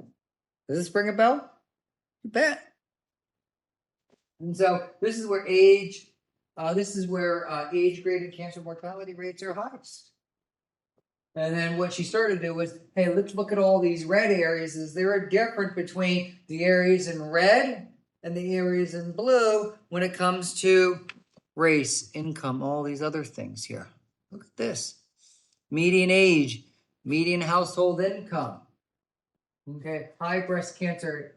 The areas in red, this is something slightly different. So this is for this is 40,000 versus 46,000. So the areas in red were 40,000 versus 46,000 for a median household income. Look at all these differences. Percentage of people who receive SNAP benefits. Do you think that's a coincidence that the people in red have 23% SNAP benefits versus 12% SNAP benefits? Or t-tests say no. Okay. Percentage poverty. Do you think it's a coincidence that 49.27% of the people who live in those red hotspots of breast cancer mortality or minority versus 17% for the blue areas? I don't think so either. This, to me, this is health disparities, and here, this is where you and I come in here. And so what we did basically on this map was we created this map right here, mortality rates. So we created mortality rates. This is breast cancer mortality rate. So we extracted out all the breast cancer mortality rates from the 1 million people who died over the last 20 years. And then you can see it's really low here. Why do you think it's really low right here and really low out here? Why are mortality rates really low right here in Onslow County? Military bills? Why? What's the military have to be with death being so infrequent? Less women. Less women, they're all younger too. And so here, and then you can see kind of as we go out towards the western North Carolina where there's older population, and then northeastern North Carolina, which might be due to health as well as age here. But now when we tease those out, you can see that we've kind of around Onslow County here, you can see it's not all yellow anymore. You can see there's definitely different areas that have high mortality rates. And we also tried to tease out small numbers and all that other stuff, because when we ran these clusters the first time, there was literally like no clusters, because there were a couple of zip codes that really bumped this average up. And so there were literally like none of them that were hotspots. There were literally no hotspots, because just a couple of really, really high values, which had 10 people and 2 breast cancer deaths, bumped it up over this last 20-year period. And so here we ran the t-test where we did a spatial analysis, where we just said, let's look at the breast cancer mortality from lowest to highest. And then we can see the lowest breast cancer mortality, the highest breast cancer mortality, independent of space. And then we ran it with the hot spots and the cold spots. No, we didn't do this all at once. This took a nice long time to do, but this is pretty neat. Now I'm kind of going back to this thing here because I got to keep us here till 8. No, I'm just kidding. We're not going to stay here till 8. But you can see that this is a little more spatially distributed. There's a little bit more spatial autocorrelation in this. And so you can see where rates are higher, rates are lower, or whatever we're looking at here. Okay, so hopefully everyone has this open here. You can see how I extracted all the data, and then we could actually start to make some associations, because this is what I think we're going to do. You have a question, Alondra? Did you unzip it? Did anyone else open this up? It doesn't? Who am I going to blame? I don't know. I remember this happening last semester, and okay, let's try it one more time here. I'm going to post it on there. Hold on. All right, so let me pop this up there for everyone real quick. Sorry about that. I could have sworn I had this working, but what week are we in? Okay.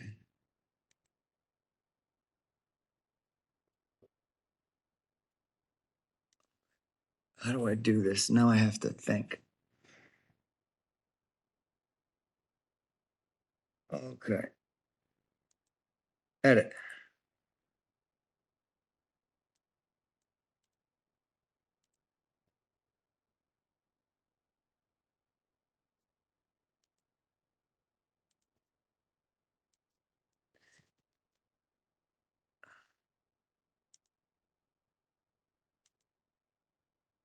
Okay, so I'm going to put it up here again. All right.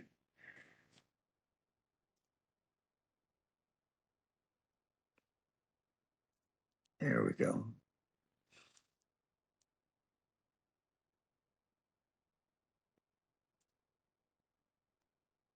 Case study number 4.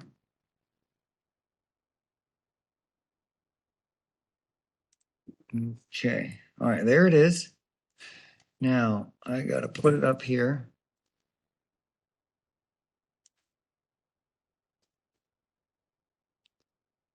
All right, how do I do this? Files.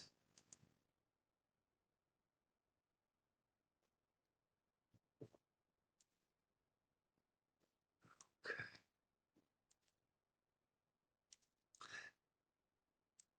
Files.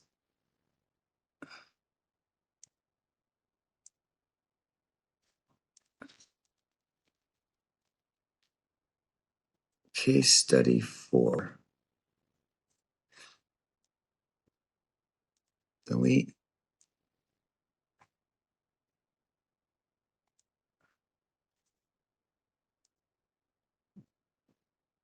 Yeah, someone messed up. I don't know who it is yet, but we'll get to the bottom of that.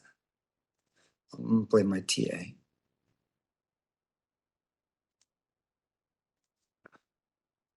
And you can tell I know it's a bad file just because the size of it's really small.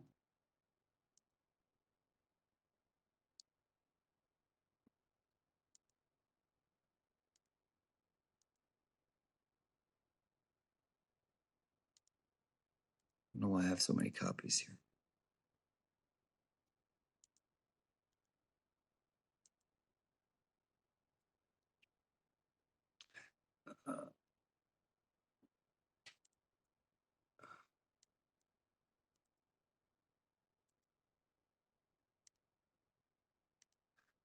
I call this one new.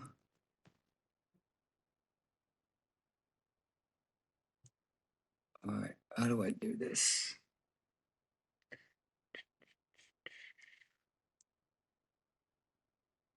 All right, upload.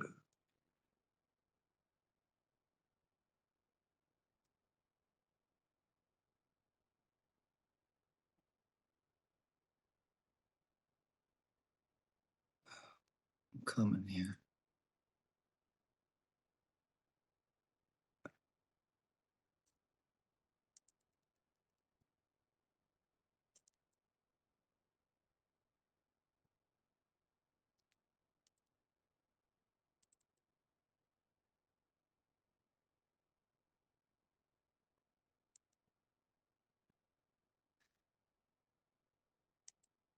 Okay. All right, sorry about that. So under week 9, is this us here? We're gonna add a new file.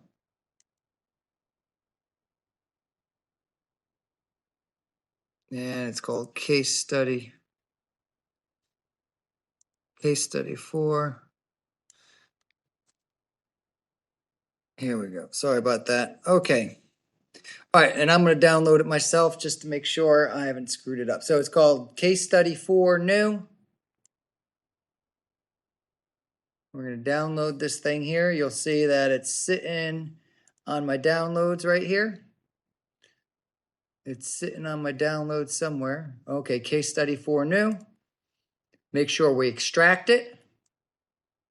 And I'll just extract my downloads right here.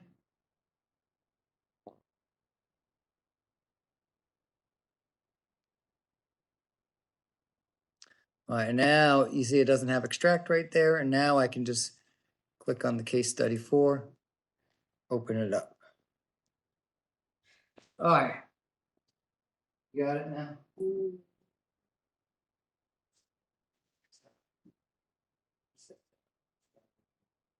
Just put it up there.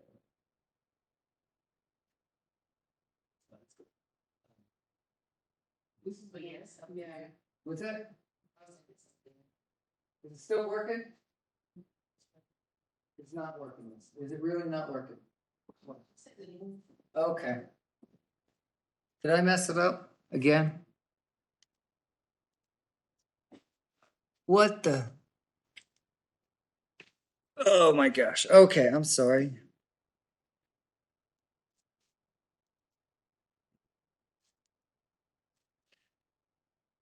Guess what? It doesn't want us to do it. Let's open up the homework. Hopefully I didn't screw up the homework. All right, let's open up exercise 6 then. I'm sorry about that. I'm sorry. Exercise 7. All right. My dumb fault here. I don't know why I didn't do it that last time either, so.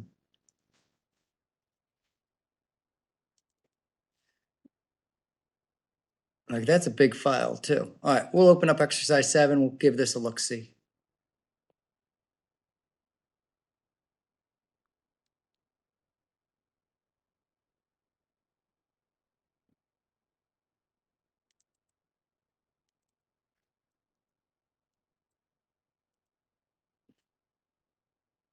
Yeah, that in-class exercise should have opened up. But basically what we did there is we ran some, we just ran some metrics, high-low, clustering, and we'll do the same thing with this, where we can look at clusters of high, clusters of low, all that other good stuff here.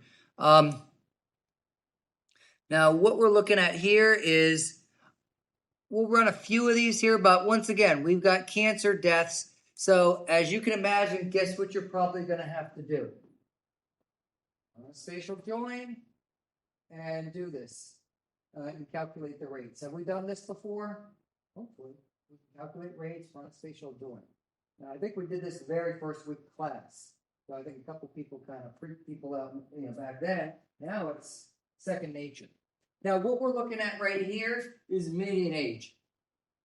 I don't want to open up the exercise too much. I'll let you all work on it, but This is median age right here. And when we look at these tools right here, okay, and I'll give everyone joining us online a chance to open it up as well. Let me kind of look at some of the questions I've got, just because I've kind of wasted your time a little bit here. Okay, median age, contiguity edges only, cluster, population change. Oh, cool. Okay.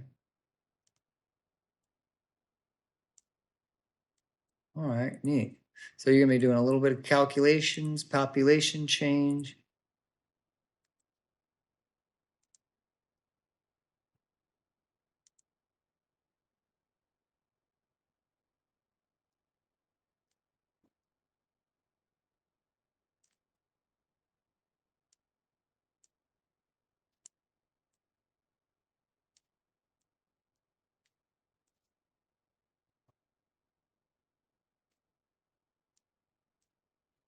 All right, cool. All right, so and you notice here I added a column here for POP 2000, column here for POP 2010. So you're going to do a little bit of change detection analysis where you're going to calculate percent change, not raw change, because that raw change is also going to need to be normalized by percentage. And then you're going to kind of cluster that. But I want to get us into these tools a little bit here. And so when we're looking at median age right here, and median age is normalized, and so there should be a high degree of spatial autocorrelation that we see here in the western part of the state versus the eastern part of the state. We've got some spatial outliers there. And so we're going to go through and kind of prove or disprove these statistically using our formulas, the formula basis that we have for local Moran's eye and local Moran's eye. And so we're going to click on analysis right here. And when I click on analysis, we're going to click on analysis tools. I've got my tools sitting right here.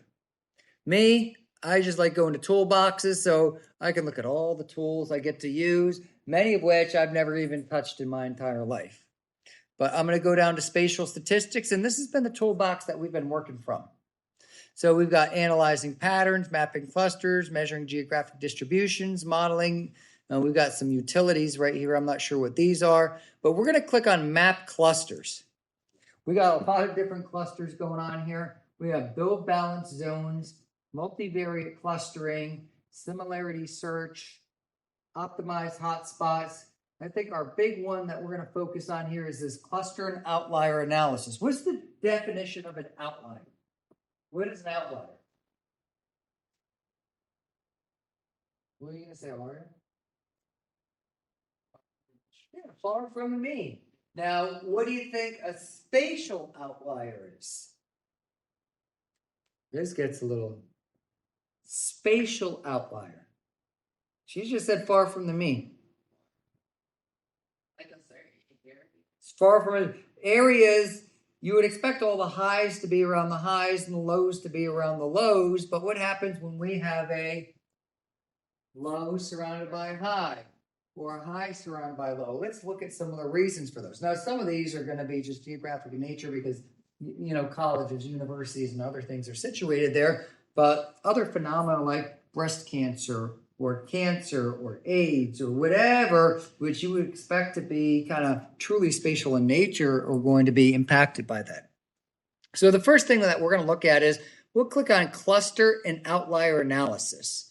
And so we're just going to look for some outliers. We're going to click on this. And then this is going to be our Antolin local Moran's eye. Antolin and Moran were both geostatisticians, or they might still be around, and then this Moran's eye, which is this eye value, which goes on this continuum from -1 to 0 to 1.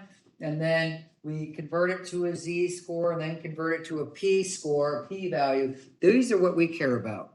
So we don't care too much about that stuff. If you care about that stuff, you can go do a dissertation on that. And so we've got our input feature class is going to be our NC counties. Now, what are we going to do? Well, we'll just click on median age right here. We could do a lot of things, but I'm going to click on median age. Okay. That word of spatial relationships. These are all the different spatial relationships that we can have. And so when we're iterating at I and kind of going through and figuring out, all right, who's the neighbor for I and then who's going to be the neighbor for K. This is what we have. Inverse distance, that's the default. Inverse distance squared, which means those closer to me are going to have much more of an impact than those further away. Zone of indifference, K neighbors, contiguity, spatial weights from file. And so we've got lots of different options right here. We got a fixed distance span that just says definition of a neighbor is anything within 20 miles. You know, if you're Alaska, you're still not going to have any neighbors. So me, I just left it on the default right there. Standardization row, forget about all that stuff, permutations. So people can make whole livings out of just running these tools and looking at the differences between these tools. So if I'm all set here, at the end of the day, what do I want to do? I just want to click on OK and run it and all that other good stuff and see what kind of pops out here. Now, what you notice here is that it's going to create a brand new feature class. Now, you notice it creates a brand new feature class. So instead of having two feature classes here, the counties and the deaths, I've got two new feature classes. Now, what do I have? I've got these blues. What do these blues mean? Low surrounded by high. That makes sense, right? We saw that before. And then I've got a high surrounded by a low, which is kind of interesting. The low and the high and the high and the low are right next to each other, which kind of makes sense, right? You know, they're kind of next to each other because this is low, high, high, low. It's there. And then we also have some other ones here that are low, low, high, high. Okay. Now you notice, why don't we have, this is interesting.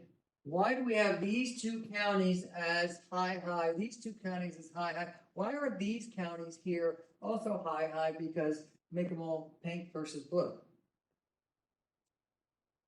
Go to that one blue, exactly. There's one low county here. So understand the why behind all of these here. Me, I don't care too much about the blues and the pinks. I care about the reds and the dark blues. And those are your spatial outliers there. And those spatial outliers could be for, you know, a number of different reasons, a number of different ages or whatever here. Now, the other thing that we're going to look at is if I right mouse click, because I created a brand new feature class. I didn't run a spatial join or tabular join where we just appended brand new attributes that to the end of an existing feature class. I can right mouse click and open the attribute table. And let's see what I have here. Oh, yuck. Okay. Median age, shape length, index, IDW, scores, neighbors, Z transformation, all this other stuff. Oh, yuck. You know, so you can see this county here has 6 neighbors, I guess, versus 1 versus 2. This is the Z, the spatial lag, all this other stuff here. So these are the things that, you know, it's basically, you know, running for us here. And so if I were to pick this county right here, let's see what this county gives us. You know, this is a LMP value. And so somewhere over here, I guess there's a P value right here. There it is. So if I were to sort these P values ascending, look what I got here. 0.02, 0.01. We can start to see what's getting highlighted right here. See these really, really low P values? These are going to be sitting right there. I don't care. I don't want to say care. This isn't too much of a concern for me here. But when I run these are what these P values. And then what does this have right here?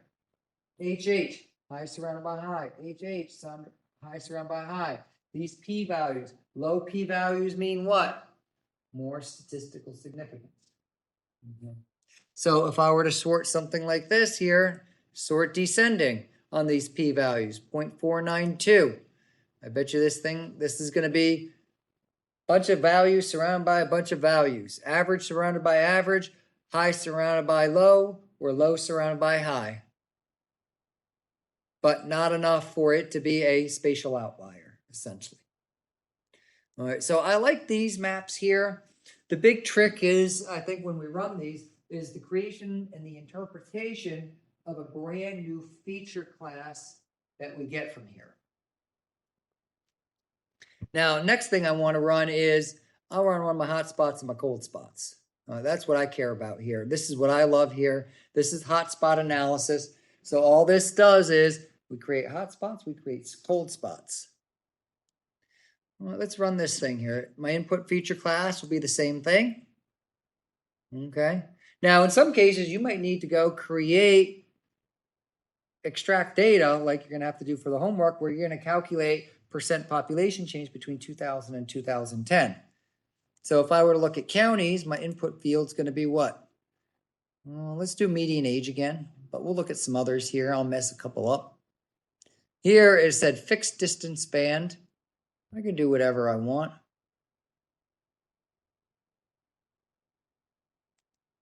Let's run it. Let's see what it gives us.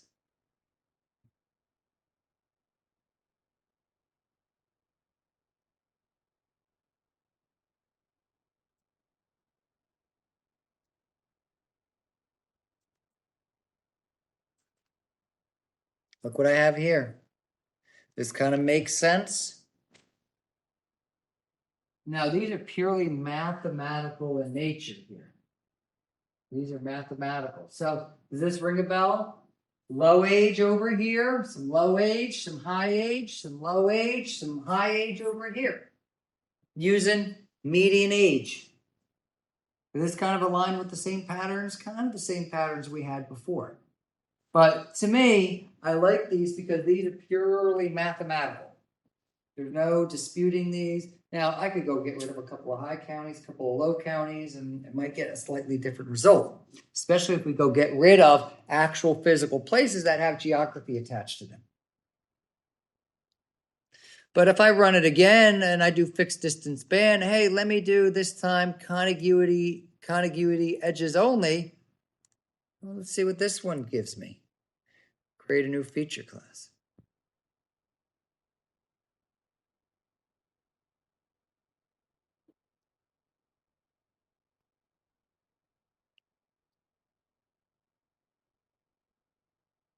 Uh-oh, look what happened. I ran hotspot analysis. I changed one thing. Look at the differences in my hotspots.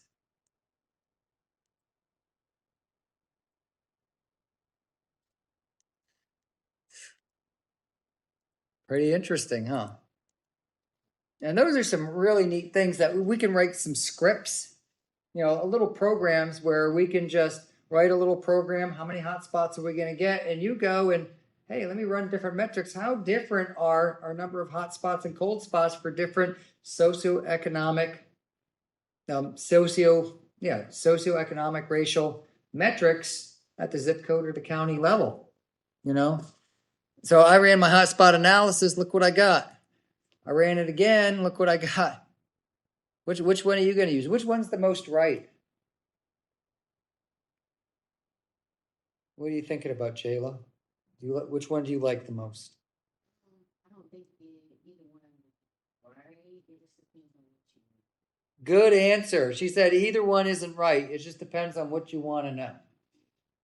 And so a lot of times researchers can kind of manipulate these if they're trying to prove a point where we can look at, age segregation in the state, is largely spatial in nature. This is one here where, okay, let's look at these hot spots here, look at these hot spots here versus this one here. And there's 8 different definitions. You can create spatial weights. I haven't asked big enough or important enough questions to do that, so I'm kind of, but we can run these too. I can run it on something like average household size, and we can see what average household size looks for with these different parameters. And these things are called parameters. So we can look at average household size, run the same thing. Now, the problem is going to be is when you start running it on non-normalized data, it's just going to go and answer kind of those no-duck questions here. So now, average household size. The red are where households are bigger. The blue are where households are smaller. Does that make sense? Yeah. High surrounded by high, low surrounded by low. Okay. This is where it gets a little problematic, where we start running things like POP 2013, 3. I'm just giving each of these different feature class names. Now let's see what happens with this. Now I'm just looking at clusters of hotspots of population by county. This makes sense? Yeah, we're basically mapping where the highs are surrounded by the highs.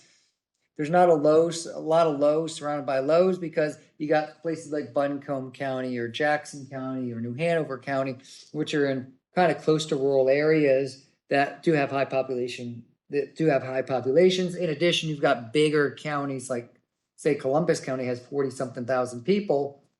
It's in a rural area, but it's got 40-something thousand people because it's such a big county. It's about 1,900 square miles. And so those are going to be things that kind of temper that as well. And so some of these, when you make maps like these, you're just kind of answering the no duh questions like, oh, this makes sense. Of course it is. It's high surrounded by high because that's how population would look in North Carolina, and it's non-normalized. And so those are kind of some of the things we've got there going on here. But with exercise 7, I think I talked about a couple other things. To me, spatial statistics, that's like my go-to tool with, anything spatial. Because look what it has here. It's already got the 90, 95, 99. It's already converted stuff to p-values for you. You don't have to do it. You don't have to export to Excel. You don't have to do any of that other stuff. Now, what I would do on something like median age or, age-graded death rates, what I might do and say, hey, let me look at all these blues. Let me look at all these reds and run a two-tailed t-test between them to see if there's a difference, month's income or race or poverty or some of those things that we've already collected. Because when we open up, say we open up our attribute table for these hotspots, what do we have? All right, I got a median age, shape length, GI score. Okay, so we got this sort of GI score, which is kind of a derivation of that I that we looked at there. We got a p-value. So I got a p-value here, and then I've got a bin. So I've got like a -3, and this -3 looks like it's blue. And then I got a 3, it looks like it's the darkest red, and I got a 3, which looks like it's the darkest red. But I can sort these ascending and descending, and now look what I have here. I can do a little query on these 12 right here. Anything in these 12, what do I have? I'm not counting this other one here because that's from another feature class. But look what I have here. Anything less than 1 is a blue. The -3 means it's statistically significant at 99 versus 95 versus 90%. 90%. Let me look at all the things down here. Here's the clustering here. Here's the 8 hot spots using this technique. So a lot of times when you write a paper, you might need to highlight what statistical clustering technique you used. Hey, what was your definition of neighborhood? Or you might do whole research on what are the different definitions, like how are the different neighborhoods defined? This might be a good position paper. Hey, I'm just going to make a nice little table like this and look at the different definitions, because what you can see in this paper here is for median age, you're going to count the number of hot spots and cold spots at 90, 95, 99%, where it's -1, -2, -3, 1, 2, 3, and then the contiguity edges only versus the inverse distance, and basically highlight or think critically about how the different definitions of neighborhoods change your clustering, because they're all purely like mathematical in nature. But all we're doing with these neighborhoods, we're applying the same formula, where we're just picking out a different number of neighbors each time. Or in other cases, well, like inverse distance weights, we're weighting them differently, meaning the one closest to me is going to have the most weight, but the one further away is going to have less weight, where if I just did 20 miles, you're all the same weight. So we do these calculations here as well. So I asked to explain the difference, hotspot analysis, and then this big one is kind of the one that I look at. And those of you who kind of got the idea of how I do grading, there's like a couple answers that I always like to focus on. And this last one is like one I'm going to focus on. Like, make sure you get this one right, because I will definitely take points off if it's not right. And so I have a field in there called Pop 2010, Pop 2000. We do a little change detection analysis where you calculate the percent change, and then you just run cluster analysis on this. And this is going to be nice, normally distributed data that looks at the population change between 2000 and 2010 in the state of North Carolina, where percentages, can percentages be below zero for this percent change? Yeah. If a county went down in population between 2000 and 2010, it can go below zero. And so it'll probably be somewhere between -3 and maybe 10, 15%. I bet you places like Wake County probably went up 15, 20% over a 10-year period. You might have some Warren and Vance counties might have gone down a little bit, not too much, due to some of the other changes, deaths, changes in, deaths. When people die, they don't get replaced, and sad to say. So we got those there. So I've got some kind of high expectations for what we're looking at here, but these cluster maps here, two-tailed t-test is my go-to tool with spatial analysis. Cluster analysis is my go-to tool with spatial analysis. And I kind of marry the both of them where that, hey, I pull the death rate hot spots, compare them to the death rate cold spots. So I'm kind of just working these last 2 weeks. This is basically the fundamental basis for all of my research. Now, 80 to 90% of it is putting data together that makes sense. Like, hey, I got to go get all the crime data and create crime rates and make sure they're all within Durham, because I don't have the Durham Sheriff's Department, but I got the police department, and I got to geocode all the addresses. But then I just pop those in, run a nice two-tailed t-test on some clusters or change detection or anything like that, and we can go from there. So I'll stop talking here. We got about 20 minutes left, so I'll kind of field some questions or whatever, but I'll officially be done. We've got this exercise to work on. Take advantage of these tools. And to be honest with you, I'd go and look at some of these other tools there, because whenever we go back, whenever, you look at these tools here, they're always adding brand new tools here. So like optimized hotspot analysis, probably something slightly different. Spatial outlier detection, which looks for outliers, which we did here with the Ansel and Local Moran's eye. Density-based clustering, build balanced zones. Balanced zones, I assume they appear everywhere. And so we've got about 8 to 10 of these tools here. We've literally focused on 2 of those just because those are my go-to tools, but don't let any of that kind of, limit you. So if you want to know what does, optimize hotspot, optimize outlier analysis does, click on the little button right here, and there it goes. It explains exactly what it does here.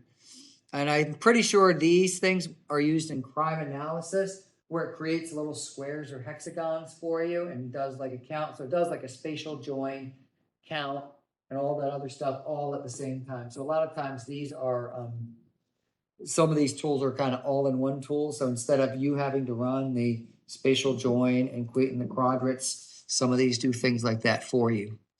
But, take advantage of some of these tools and check out what they do, because these might be your go-to tools at some point in time, or you might kind of teach me a thing or two, which I always look forward to. So, all right, I'm done, officially done. So I'll see all of you later, all of you online. It was a great class.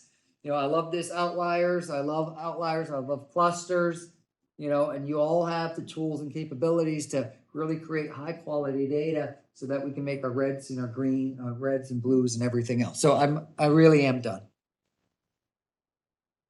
Can I ask you a question really quick? Sure.